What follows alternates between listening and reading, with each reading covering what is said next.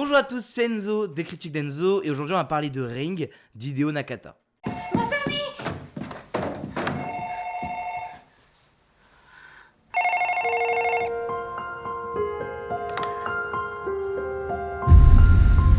校行ってる先輩から聞いたんだけど、ビデオ見た子がいて。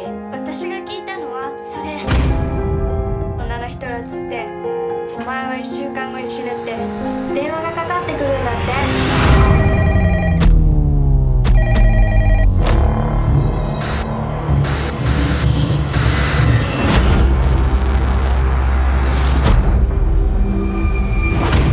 4人死んでるのよ、同じ日に。こんな死には初めて見たよ。わけわかんないだろ。お前がやったのか。これはビデオだ。作ったやつがいる。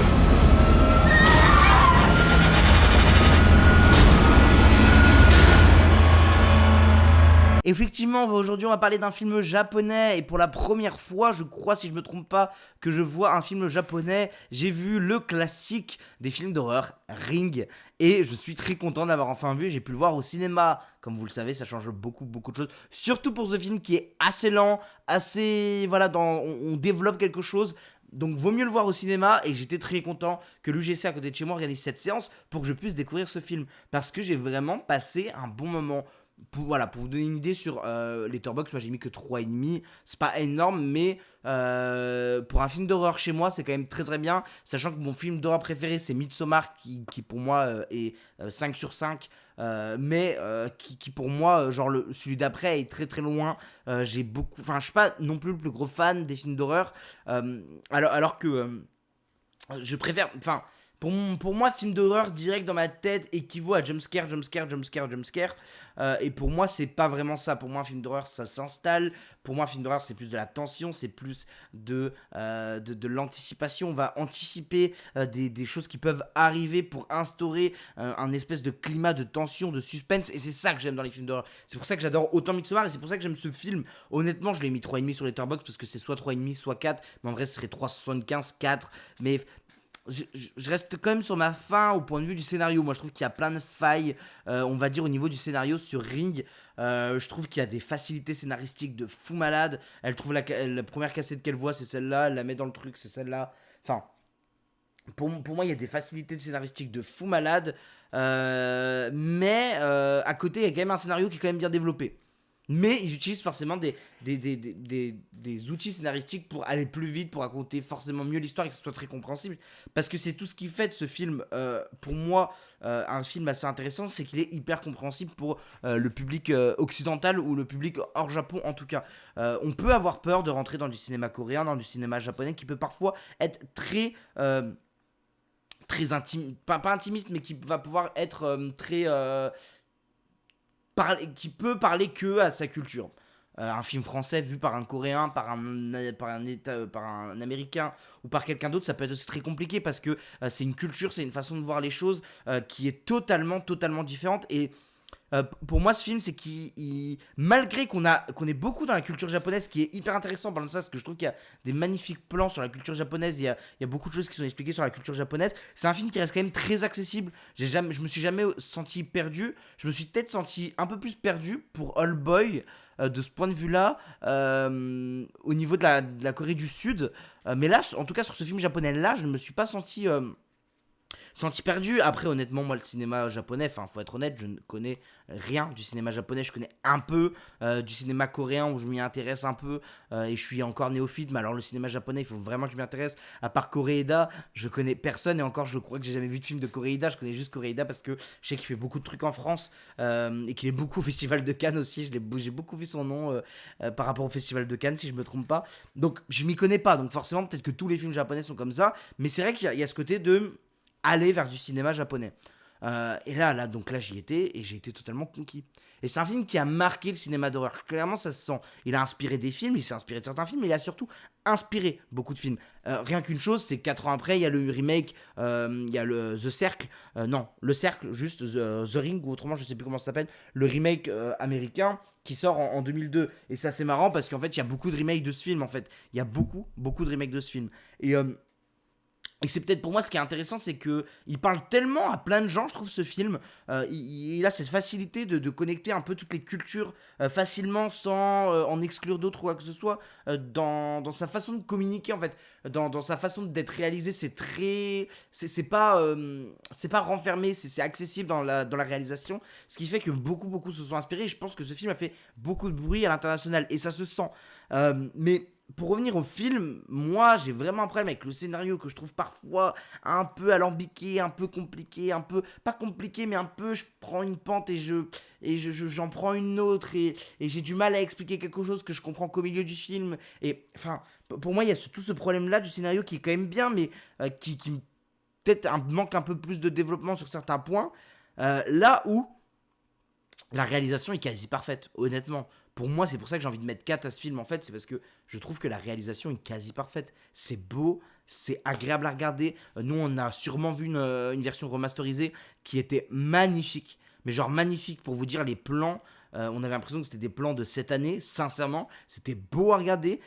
À aucun moment, je me suis dit c'est un film de 98. C'était vraiment agréable à regarder.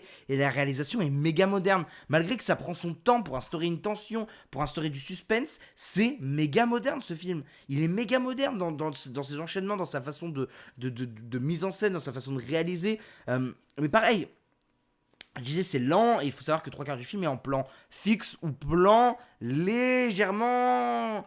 Ils se modulent un peu, quoi. Les plans, mais très légèrement, ils vont de gauche à droite, ils vont de haut en bas, mais c'est très... ou en avant et en arrière, mais c'est très léger. C'est vraiment très léger et c'est bien pour ressentir cette angoisse qu'on a. Déjà parce que 3/4 du temps, on est dans une maison, parce que c'est à la télé, donc... Qui dit télé dit maison. Donc déjà, ça fait bien ressentir l'angoisse et la caméra est beaucoup plus stable et beaucoup plus fixe dès qu'on est à l'intérieur d'une maison qu'à l'extérieur. Quand on est à l'extérieur, elle va permettre de plus bouger.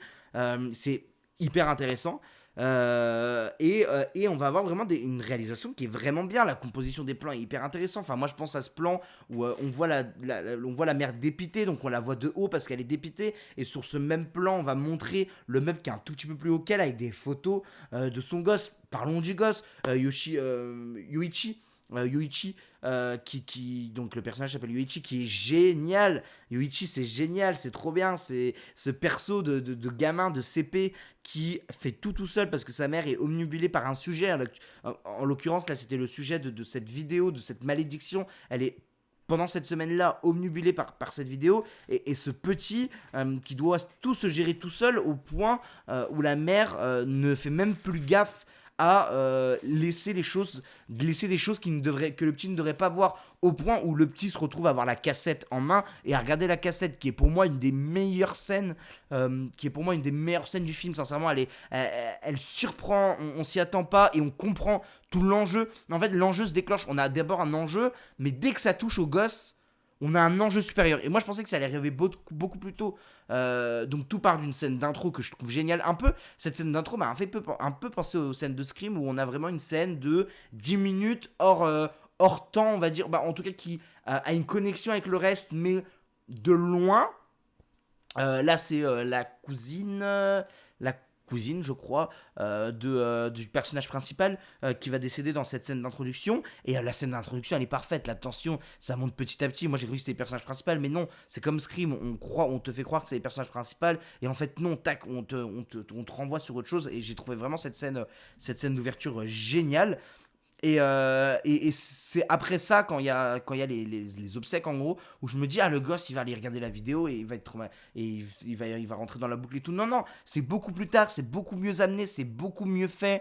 La relation entre l'ex-femme et l'ex-mari qui enquêtent ensemble, je trouvais hyper intéressant, mais je trouve ça méga dommage qu'on comprend seulement qu'au milieu qui sont ex. Moi, j'avais pas compris dès le début que c'était son ex-mari et qu'elle était son ex-femme. J'avais pas compris ça dès le début. Donc j'étais en mode, ok, au milieu du film, je fais, ok, je comprends.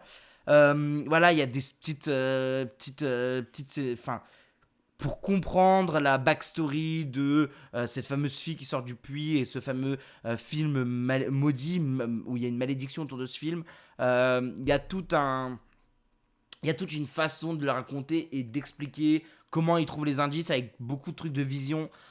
Et ça, je trouve ça tellement tiré par les cheveux. C'est viens, regarde ce que je fais, et voilà. Par contre, le fait que on nous fait croire à un faux climax que je trouve très très pourri, si c'était vraiment le réel climax, et qu'en fait le film dure 10, 15, 20 minutes de plus pour raconter un autre climax, je trouve ça hyper intéressant. Pour moi, c'est un des gros points forts du film, un climax qui est beaucoup plus intéressant. Mais j'aime bien ce film parce qu'en fait c'est pas jumpscare sur jumpscare, il y a 2-3 jumpscares, les images font peur. C'est toute la force de cette vidéo, de cette fille qui sort du puits, c'est que cette vidéo fait peur. Cette vidéo fait peur alors que il n'y a pas de jumpscare, il n'y a pas de truc qui fait bou bou bah. Non, non, c'est juste cette vidéo fait peur. Et c'est comme ça qu'on instaure ce moment-là qui dure longtemps, où elle va s'approcher de l'écran, elle va sortir de l'écran. Et pour moi, c'est toute la force de ce film, c'est vraiment de composer parfaitement le timing avec les scènes d'horreur, et sans nous mettre des scènes d'horreur en mode jumpscare, et vraiment nous mettre ça sur le temps, sur un suspense, sur un truc qui donne vraiment envie de regarder la suite. Parce que pour moi, jumpscare sur jumpscare, ça rend pas un film d'horreur bon. Au contraire, ça le gâche parce que on prévoit le prochain jumpscare plutôt que raconter une histoire avec des jumpscares dedans. Là, on raconte une histoire, et dans cette histoire, on va rajouter des éléments d'horreur. Des éléments d'horreur qui vont faire peur. Et pas des jumpscares. Limite, ça pourrait être un thriller, limite plus qu'un film d'horreur. Mais bon.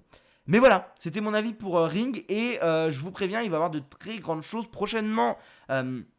Aujourd'hui, c'était Ring. Je pense demain aller voir Rosalie, que je dois aller voir et vous faire une critique. Donc demain pour vous, c'est aujourd'hui. Si j'arrive à aller voir Rosalie cet après-midi, donc samedi après-midi, vous aurez sûrement une critique ce soir ou demain midi.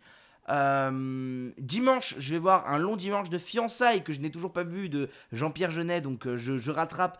Donc lundi midi, vous aurez un long dimanche de fiançailles, une critique d'un long dimanche de fiançailles.